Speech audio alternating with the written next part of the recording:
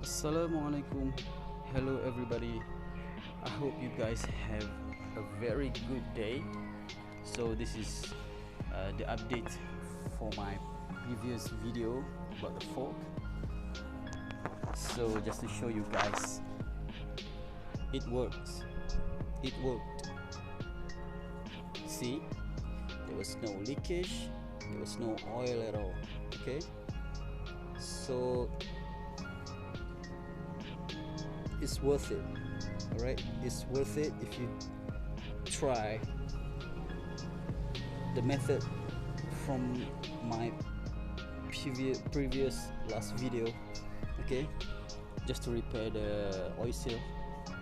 Okay, so I hope you guys like it, and yeah, that's it.